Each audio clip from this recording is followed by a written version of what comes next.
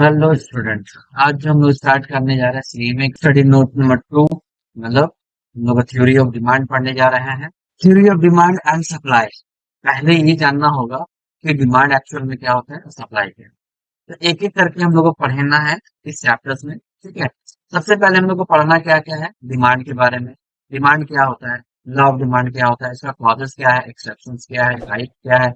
अगर अगर demand change करते हैं क्वांटिटी के हिसाब से या प्राइस के हिसाब से तो क्या क्या क्या चेंजेस आता है, इलास्टिसिटी ऑफ डिमांड पढ़ना है। उसके बाद इसी चैप्टर में हम लोग को 2.2 सप्लाई पढ़ना है, लॉ ऑफ सप्लाई पढ़ना है, एक्सेप्शंस पढ़ना है, चेंजिंग लॉ ऑफ सप्लाई पढ़ना है, डिटर्मिनेशन पढ़ना है, इलास्टिसिटी पढ़ना है और इक्विलिब्रियम पढ़ना है। ये चैप्टर आज जो हम लोग स्टार्ट करेंगे सबसे पहले ये डिमांड।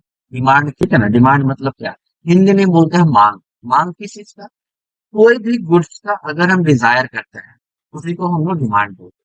कोई भी चीज, कोई भी goods, any type of goods, है ना, कोई भी सामान का अगर हम थोड़ा सा इच्छा जताएं खरीदना है, ऑटोमेटिकली उसका डिमांड क्या हो जाता है, बढ़ जाता है। तो देखो यहाँ पे हम लोग जनरल लैंग्वेज में इसको बोलते हैं क्या, demand means desire. Desire, demand means क्या, डिजायर। किसी चीज का इच्छा जताना तो हम लोग डिजायर बोलते हैं। बट कंडीशन लग जाए, इकोनॉमिक्स का टर्म में डिमांड अलग होता है ना। डिमांड क्या होता है, demand means desire backed by the purchasing power and willingness to pay the price। मतलब आपके पास में परचेजिंग पावर होना चाहिए, पे करने का क्षमता होना चाहिए, एंड प्राइस, जो प्राइस है। मतलब इकोनॉमिक्स में दो तीन वर्ड बोला इकोनॉमिक्स में, परचेजिंग पावर बोला, दूसरा वर्ड बोला विलिंगनेस, तीसरा वर्ड बोला पे, और चौथा वर्ड बोला मेरा प्राइस। इसका मतलब क्या हो गया कि इकोनॉमिक्स के लैंग्वेज में जो डिमांड होता है, परचेजिंग पावर होना चाहिए, विलिंगनेस होना चाहिए, इच्छा जताए होंगे, क्षमता होना चाहिए पे करने का, किस चीज का जो भी प्राइस होगा उसको, उसी चीज का हम लोग डिमांड बोलते हैं। क्लियर हो गया, ठीक है। अब हम लोग आते हैं law of demand. Law of demand क्या होता है, explain the functional relationship between the price and quantity. Quantity Q और पी मतलब प्राइस, ठीक है। तो सिंपल सा डेफिनेशन हम बताते हैं। सिंपल सा क्या होता है कि अगर किसी चीज का डिमांड बढ़ रहा है, इसका मतलब उससे रिलेटेड प्राइस क्या हो रहा होगा, घट रहा होगा। और अगर डिमांड घट रहा होगा तो उससे रिलेटेड प्राइस भी क्या हो रहा होगा, बढ़ रहा होगा। सिंपल सा बात है कि अगर आप कोई भी सामान अगर खरीद रहे होंगे तो अगर वो सस्ता दे रहा होगा तो ज्यादा कर देंगे, प्राइस अगर कम लग रहा होगा तो ज्यादा कर देंगे, ठीक है ना। अगर वो प्राइस ज्यादा लग रहा होगा तो कम कर देंगे, सिंपल। हम लोग चावल खरीदने जाते हैं तो चावल सस्ता होता है अकॉर्डिंग टू, है ना, अकॉर्डिंग टू दाल, दाल के अकॉर्डिंग, पल्सेस के अकॉर्डिंग। तो दाल का प्राइस ज्यादा होता है किसके मुकाबले, प्राइस राइस के मुकाबले। इसलिए तो हम लोग क्या करते हैं, प्राइस जब कम रहता है राइस का तो डिमांड उसका ज्यादा होता है, लेकिन दाल का प्राइस ज्यादा होता है तो हम लोग डिमांड उसका क्या करते हैं, कम करते हैं। तो घर में भी वही होता है कि हम लोग अगर 25 केजी चावल लेकर के आए हैं तो 5 केजी दाल लेकर के आते हैं। क्यों, क्योंकि इसका प्राइस ज्यादा है इसलिए डिमांड कम किए, इसका प्राइस कम है तो इसका डिमांड हम लोग ज्यादा किए, ठीक है। ये होता है मेरा लॉ ऑफ डिमांड। सिंपल सा कॉन्सेप्ट है, आपको सिंपल सा कॉन्सेप्ट क्या याद रखना है कि अगर प्राइस बढ़ रहा हो, है ना, तो डिमांड क्या हो रहा होगा, ज्यादा बढ़ रहा होगा तो डिमांड कम हो रहा होगा। अगर प्राइस कम हो रहा है तो डिमांड ज्यादा हो रहा होगा। यही हम लोग का बेसिक रूल है किस इसका, डिमांड का। क्लियर, आई थिंक आपको समझ में आया हो। आगे चलते हैं, आगे क्या बताता है देखिए। According to the law of demand when all the other things remains constant. Other things मतलब सर, अदर थिंग्स क्या होता है, देखो डिमांड के साथ में, जैसे अगर हमको डिमांड निकालना है वो तो प्राइस से इफेक्ट कर रहा है, लेकिन इसके साथ में और भी बहुत सारा चीज है। क्या क्या है, मनी, इसको हम लोग इनकम बोलते हैं। उसके बाद बोलते हैं हम लोग टी, टी मतलब टेस्ट होता है, टेस्ट को भी हम लोग कांस्टेंट मानते हैं। पॉपुलेशन, पीएल पॉपुलेशन, वो भी कांस्टेंट मानते हैं, ठीक है ना, एटीसी। और भी सारे, ये सब चीज को हम लोग क्या बोलते हैं, अदर थिंग्स बोलते हैं। अदर थिंग्स मान के क्या चले, कांस्टेंट है तो प्राइस और डिमांड के साथ में हम लोग क्या निकालते हैं, डिमांड को कंपेयर करते हैं। अगर अदर थिंग्स को हम लोग साथ में लेके करें ना तो डिमांड हम लोग कभी समझ नहीं पाएंगे, ठीक है ना। क्यों, क्योंकि अगर जैसे अगर इनकम ले लेते हैं तो जैसे इनकम अगर किसी का 5,000 है और किसी का इनकम 10,000 है तो जाहिर सी बात है डिमांड क्या होगा, दोनों में फ्लक्चुएट करेगा ना। तो इसलिए लॉ ऑफ डिमांड में हम लोग क्या करते हैं कि ये सब सारा चीज को क्या मानते हैं, हम लोग कांस्टेंट मानते हैं। इसको अदर थिंग्स बोला जाता है। If the price is rise, अगर प्राइस राइज करता है तो demand will decreases. If the price is fall, the demand will be increasing. Simple सा मीनिंग बताया. It means the inverse relationship between the demand and क्या demand and price. Price के साथ में इनवर्स रिलेशन है. प्राइस के साथ में इनवर्स रिलेशन है किसका, डिमांड का. तो समझ में आ गया. चलिए अब हम लोग समझते हैं कुछ शेड्यूल. ये फॉर्मूला है, ये फॉर्मूला याद रखना होगा, है ना. dx मतलब क्या होगा, डिमांड. rf मतलब फंक्शनल और px मतलब प्राइस. ठीक है, आगे चलते हैं. शेड्यूल चलते हैं. Demand schedule. डिमांड शेड्यूल में क्या बताया गया है देखिए. डिमांड शेड्यूल में it shows the various quantity of the goods that demanded at various level of the price. अलग अलग गुड्स का अलग अलग प्राइस होता है कि हम लोग जानते हैं. There are the two types of the demanded. Level क्या है, अगर इंडिविजुअली डिमांड करते हैं तो कैसा होगा, अगर मार्केट डिमांड होता है तो कैसा होता है. तो इंडिविजुअल डिमांड किसको बोलता है देखिए. It shows the various quantity of the goods are demanded by the individual various level of the price. अगर कोई एक आदमी इंडिविजुअल डिमांड करता है तो उसके अकॉर्डिंग क्या होगा प्राइस, है ना. डिमांड कैसा होगा. ₹1 प्राइस है तो ज्यादा डिमांड करेगा, देख लीजिए. अगर ₹2 प्राइस है तो कम करेगा.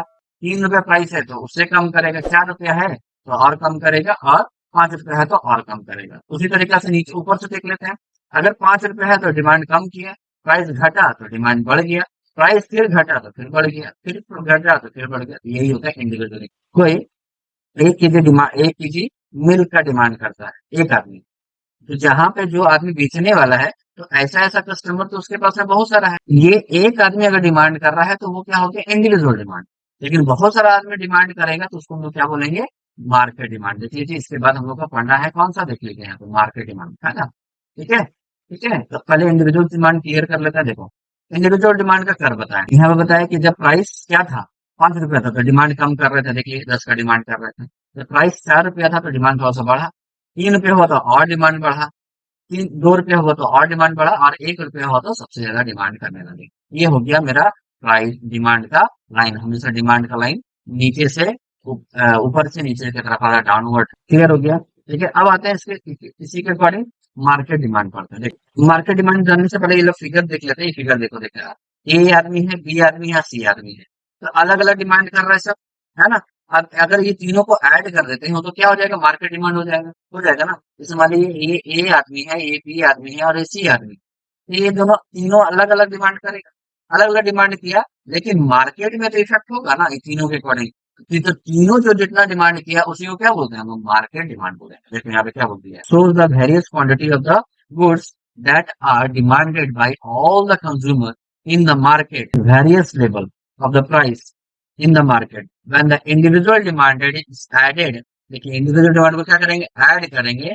Market demand can be obtain. अगर हम इंडिविजुअल डिमांड को क्या कर लेते हैं, ऐड कर देते हैं, तो मेरा मार्केट डिमांड हमको नजर हो जाता है. देख लीजिए तो सेम कॉन्सेप्ट वही है कि अगर प्राइस ज्यादा होगा तो डिमांड कम करेगा. देख लीजिए अगर प्राइस ज्यादा कम होगा तो डिमांड कम ज्यादा करेंगे. देखिए प्राइस जैसे जैसे कम हो रहा है, डिमांड ज्यादा करते जा रहे हैं. प्राइस अगर अगर ज्यादा होते जाएगा, अगर यहाँ से नीचे से ऊपर जाता है तो देखिए प्राइस ज्यादा होते जा रहा है, तो डिमांड भी मेरा क्या होते जा रहा है, देखिए कम होते जा रहा है. ठीक है, समझ में आया. ऐसा आपको ऐड करेंगे तो मेरा क्या निकल जाएगा, डिमांड, मार्केट डिमांड. इसी को हम लोग ये जो पूरा टोटल दिखा रहा है, इसी को हम लोग क्या बोले, मार्केट डिमांड बोले. क्लियर है समझ में. आई थिंक आप लोगों को समझ में आ गया होगा. तो देखिए इसी के अकॉर्डिंग ये जो डाटा दिया हुआ है, इसी के अकॉर्डिंग क्या बनाया है मेरा, क्या बनाया गया है, शेड्यूल बनाया गया, मतलब कर बनाया गया. देखिए ए के अकॉर्डिंग, बी के अकॉर्डिंग, सी के अकॉर्डिंग. इस सबको प्लस कर देंगे, इस सबको प्लस कर देंगे तो क्या मिल जाएगा, देखिए ये मिल जाएगा. देखो जब प्राइस कम था तो डिमांड देख लीजिए कितना हो गया, बहुत ज्यादा था. ठीक है ना, प्राइस यहाँ से कम हुआ तो डिमांड ज्यादा हो गया. यहाँ पर भी क्या हो रहा है, प्राइस कम हो रहा है. देख लीजिए प्राइस फ्लक्चुएट हो रहा है, सब जगह फ्लक्चुएट हो रहा है. देखो यहाँ पे थोड़ा सा बढ़ा, इसमें थोड़ा सा ज्यादा बढ़ा, इसमें ज्यादा से बढ़ा. ये तीनों को ऐड कर दिया तो डिमांड ज्यादा हो गया, प्राइस क्या हो गया. आगे चलते हैं. आगे क्या बोलता है, वेदर इंडिविजुअल डिमांड कर्व और market demand curve slope downward from left to right because they are inverse relationship between the price and demand. ये क्या होगा, नीचे से ऊपर से नीचे तरफ जाएगा. क्यों जाता है, क्योंकि ये इनवर्स रिलेशन है. जैसे मतलब एगो बढ़ेगा तो एगो घटेगा, तो इसलिए लाइन क्या हो जाता है, नीचे की तरफ जाता है. चलिए आगे चलते हैं.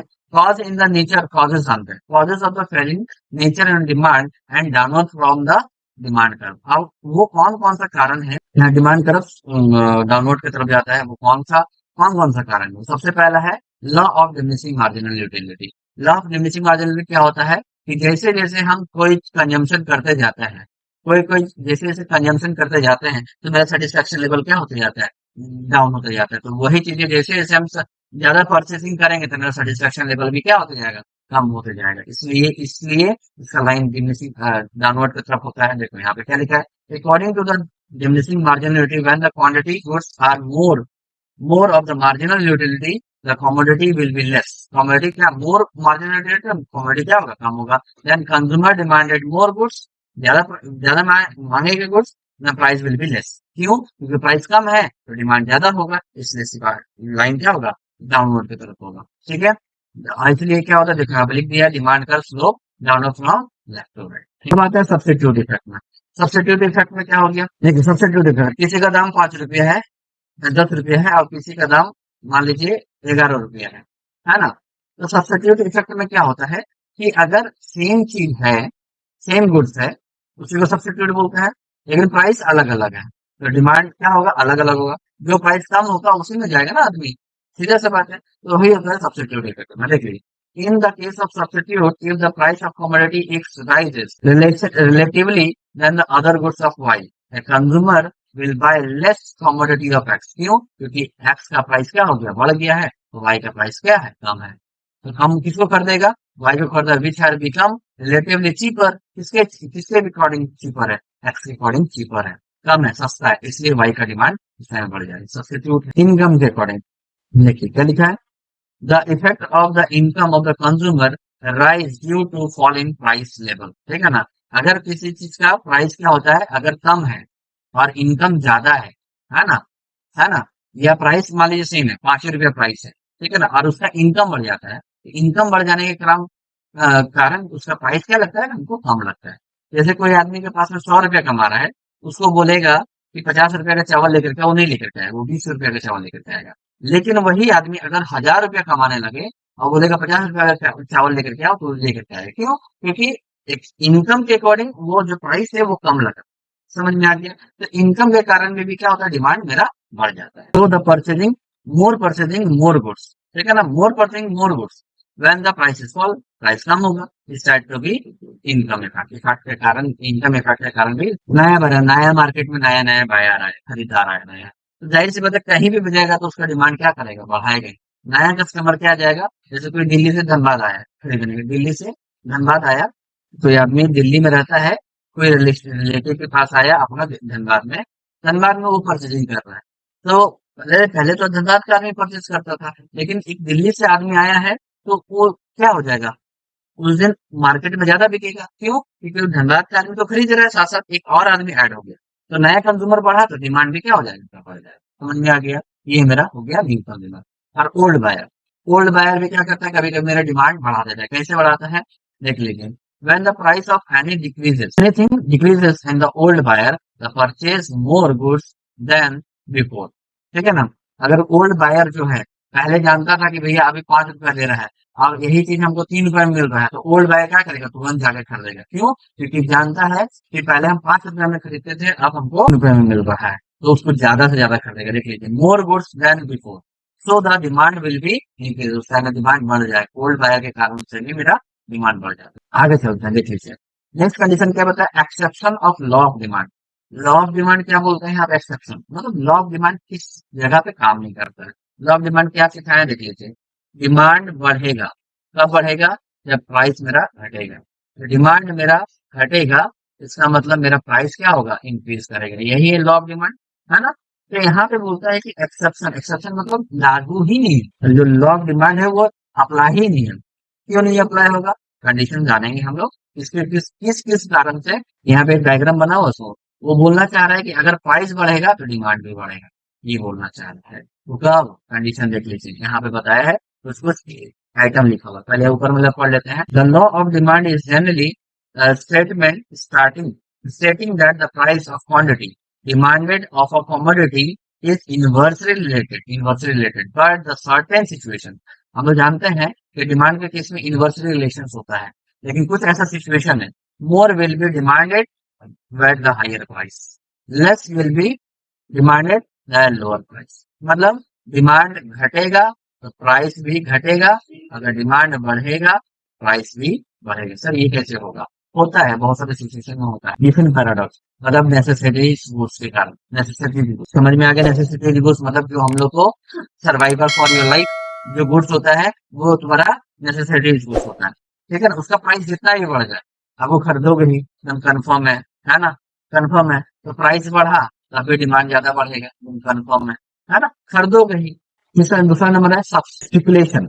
स्पेकुलेशन देखिए यहाँ पे some time commodity is increasing the expected increase in till the further consumer will be buy more commodity then the higher price will be get lower price, ठीक है ना। देखो स्पेकुलेशन मतलब कभी कभी कुछ कुछ कंडीशन ऐसा होता है जिसके कारण मेरा डिमांड बढ़ जाता है। देखो यहाँ पे क्या बोल दिए, यहाँ पे बोल सकते हैं हैबिचुएटेड गुड्स का बात बोल देते हैं। हैबिचुएटेड, हैबिचुएटेड मतलब कभी कभी शराब मतलब क्या बोलते हैं, वाइन का दाम बढ़ गया है ना, तब भी आदमी खरीदेगा, जितना दाम बढ़ेगा तब भी आदमी खरीदेगा, ठीक है ना। तो वो यहाँ पे आ गया तुम्हारा कॉन्स्टिट्यूशन। देखो क्या है, this is the certain of the goods purchasing purchasing project of the state and the prestigious prestigious goods का बात होता है।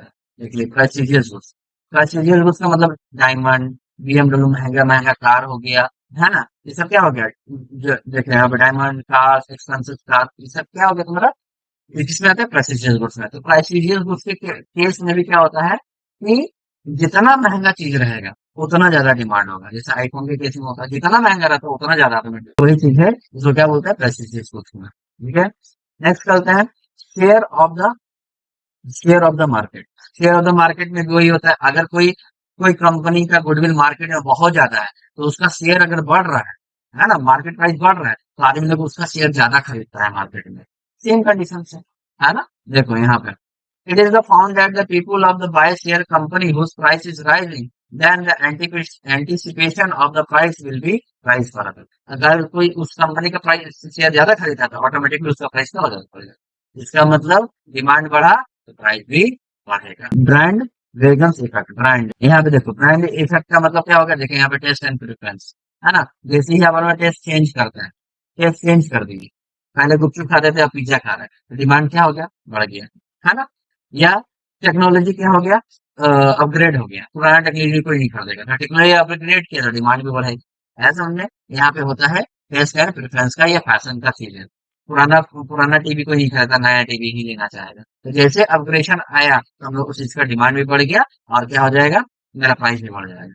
टेक्नोलॉजी बढ़ा तो प्राइस बढ़ा होगा तो मेरा डिमांड भी बढ़ता है, ये चीज। इल्यूजन का केस में भी क्या होता है, मेरा डिमांड यहाँ पे क्या होता है, इल्यूजन मतलब क्या होता है, वर्चुअली हम लोग दिमाग में रखेंगे, जैसे जादू वगैरह कंडीशन में होता है। Sometime consumer develop the false ideas, कुछ तरह का फॉल्स आइडिया मार्केटिंग में प्राइस बढ़ा, तो high price will be goods और उसका प्राइस बढ़ने वाला है, ह्यूमर फैल जाता है ना, कभी कभी ऐसा देखते हैं मार्केट में ह्यूमर फैल गया कि इसका प्राइस बढ़ने वाला है, तो ऑटोमेटिकली आदमी उसको क्या करता है, खरीदना ज्यादा खरीदना चाहेगा, तो ऑटोमेटिकली उस दुकानदार वाला आदमी क्या करेगा, 10 रुपए में बेचता तो सीधा उसको 50 रुपए रेट कर देगा, है ना। मार्केट में ह्यूमर फैल रहा है, ठीक है। वही चीज है, कोरोना के टाइम में भी यही हुआ था, कि सब्जी सब्जी महंगा और सब्जी महंगा हो जाएगा तो ज्यादा आदमी खरीदता था उस टाइम में, ठीक है ना। ठीक है, तो इल्यूजन फैल जाने के कारण से भी डिमांड में क्या हो जाता है, लॉ डिमांड उस समय काम। तो आई थिंक आप लोग को यहाँ तक आप लोग को समझ में आ गया होगा कि exceptions of law of demand किसको बोलते हैं। उस एक्सेप्शन लॉ ऑफ डिमांड किसको बोलते हैं, वो वैसा सिचुएशन जहाँ पे लॉ ऑफ डिमांड काम नहीं करता है, ठीक है ना। हम बता दिए प्रेसिजियस गुड्स में, हैबिचुएटेड गुड्स में, ठीक है ना। उसके बाद नेसेसिटी गुड्स में, ठीक है, इल्यूजन का केस में, ठीक है ना, ब्रांड वैगन का केस में भी बता दिए। ये सब के कारण से मेरा क्या आज हम लोग यहाँ तक पढ़े, ठीक है। नेक्स्ट क्लास में हम लोग यहाँ से पढ़ेंगे डिमांड फंक्शन से हम लोग